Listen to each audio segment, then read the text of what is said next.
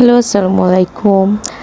তো আমাদের বুড়িটা চলে আসছে সকালবেলা ঘুম থেকে উঠে আমার আব্বাকে ফোন দিছে যে দাদা আমি উঠে গেছি, তুমি এসে আমাকে নিয়ে যাও।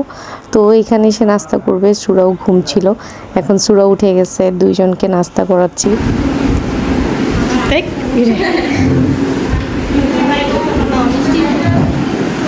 না না, তুমি যে খাও, ইচ্ছা না তুমি খাও। আমি একটা মিষ্টি খাইছি, ধরো। আমি খাবো না আর, এতটুকু খাই না। ভোর 7টা বাজে আমার বাবা আর সুরার বাবা দুইজনে মিলে মাছের বাজারে গেছিল, মাছের আড়তে। ওইখান থেকে রুই মাছ, বোয়াল মাছ, আইড় মাছ, চিংড়ি মাছ, তারপর কহি মাছ, লইট্টা মাছ, এগুলো সব মাছ নিয়ে আসছে। আপু এগুলা ভেজে নিয়ে যাবে আমেরিকাতে। তো এগুলো আম্মু আবার সব গুছগাছ করে এখন আব্বা বড়গুলা কেটে নিয়ে আসছে, যেগুলো কাটা নেই সেগুলো আমার কাজের আপা কাটবে। তো খালা আর আম্মা মিলে এগুলা এখনই ভেজে ফ্রোজেন করে রাখবে।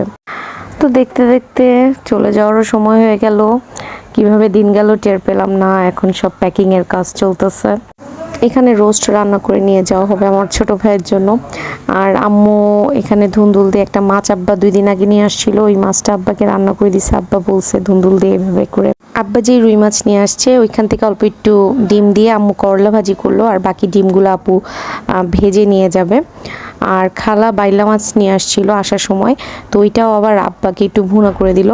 এদিকে হচ্ছে দুপুরে রান্না বান্না চলতেছে, আবার হচ্ছে আপুর জন্য হচ্ছে গিয়ে সব যেগুলো নিয়ে যাওয়া হবে আমেরিকাতে ওগুলো আবার করা হচ্ছে। এখানে খাসির মাংস, গরুর মাংস, এগুলো লবণ দিয়ে হচ্ছে গিয়ে সিদ্ধ করে নিয়ে যাচ্ছে। আর এখানে সব মাছগুলা ভাজা হয়ে গেছে, ভেজে একটু ঠান্ডা করে ফ্রোজেন করা হবে।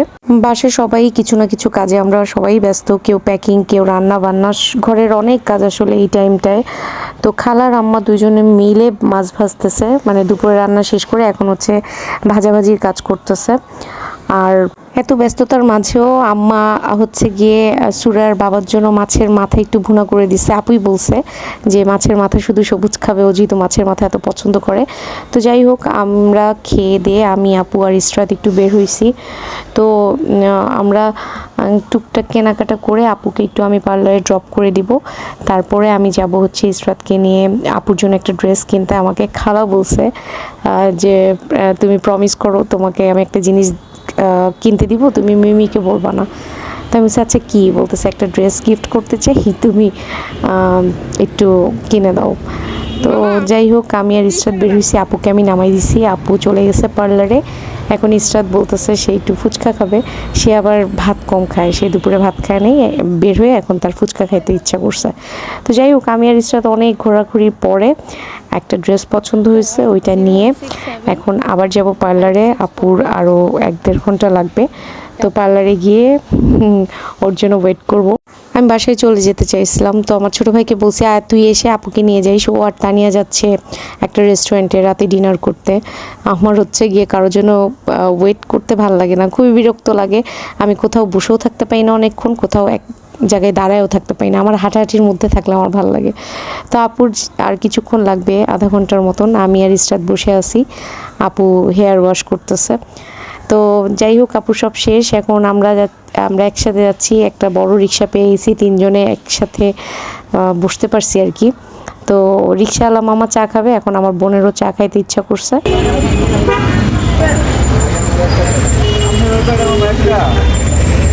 হ্যাঁ, একটা একটা ফুটপাতের চা খাইতেছে আমার বোন। এলাচি চা, বাসায় এলাচ ভরা, তুমি বলতা আমরা এলাচ দিয়ে তোমাকে চা বানাই দিতাম। এখন তো এই গরম চাটা গায়ে, এই যে রিক্সা চালাইলেই তোমার গায়ের মধ্যে পড়বে। খেয়ে নাও মামা, আপনারা খেয়ে নেন, তারপরে চালান। তো আমি একবার বাসায় ফোন দিছিলাম, ফোন দিয়ে আমার মেয়েকে আর তারাবিকে দুইজনকে বলতেছিলাম, সুরা তারাবিকে, যে তোমরা খেলাধুলা করো, বড় ফুপ্পি তোমার জন্য গিফট কিনছে। সুরাকে বলছি মানামুনি তোমাদের দুজনের জন্য গিফট নিয়ে আসতেছে। ওই তারাবি কই চলে গেছে? তো তারাবিরও এক্সাম চলতেছিল, টিচার আসছে, সে যেতে চাচ্ছিল না গিফটের কথা শুনে। তো আব্বুকে দিয়ে আসছে, বলছে দাদু তোমাকে আমি আবার নিয়ে আসবো। তো সে আবার আসছে। তো আমি আপু যখন আমরা বের হয়েছিলাম, আমরা ডিআইওয়াইতে গেছিলাম। তো এখান থেকে দুইজনের জন্য ওয়াটার বোতল কেনা হয়েছে। তোমার জন্য দেখো এটা কি র্যাবিট। এটা র্যাবিট, ইওর গিফট। তোমার একটা পানির বোতল কি দরকার ছিল? হ্যাঁ, দরকার ছিল না? তোমার কি এরকম আছে? নাই, ও তো এরকম নাই, ও তো এরকম নাই। এই রঙের আছে, এই রঙের অন্য এই যে এটা? এই রং আর কি, কিন্তু এই যে এটাতে র্যাবিট আছে তো। তোমার এটা লাইক হয়েছে? র্যাবিট তুমি লাইক করো? তুমি এটা পছন্দ করেছো? ফুপিকে থ্যাঙ্কস বলে দাও। Your welcome. আর তুমি তো বড়, এই জন্য তোমার জন্য এটা, তোমার র্যাবিট নাই, সরি। পার্পেল কালারটা তো তোমার পছন্দ হয়েছে, পার্পেল তোমার গেঞ্জির সাথে ম্যাচ। আর তারাবির সাথে কি ম্যাচ হয়ে গেছে? তার সাথে র্যাবিট ম্যাচ হয়েছে, র্যাবিট। না, ও আমাকে ওই দিন বলছে ও র্যাবিট পছন্দ, তাই ওর জন্য র্যাবিট ওই যে আছে। তোমার বার্থডেতে র্যাবিট আসছিল মনে আছে? এটা হচ্ছে ওই র্যাবিট। র্যাবিটের মা হার্ড চিকেনও রান্না করা শেষ, তো এখন সব ঠান্ডা করে বক্সে ভরে ফেলছে আপু।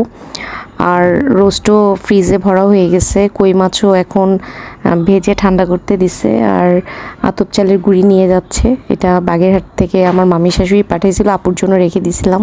তো রাতে যেহেতু আর্জেন্টিনার খেলা ছিল, আমার ভাইয়ের বউ তানিয়া বাদে সবাই এখানে, আমরা সবাই আর্জেন্টিনা সাপোর্টার, তো সবাই একসাথে উপভোগ করতেছিলাম খেলাটা।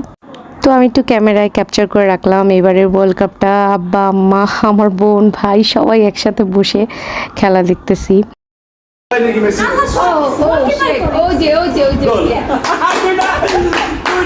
golden boot by sure confirm. একেবারে লাস্ট মোমেন্টে 17টা গোল, 17টা। আর্জেন্টিনারই নিজেরা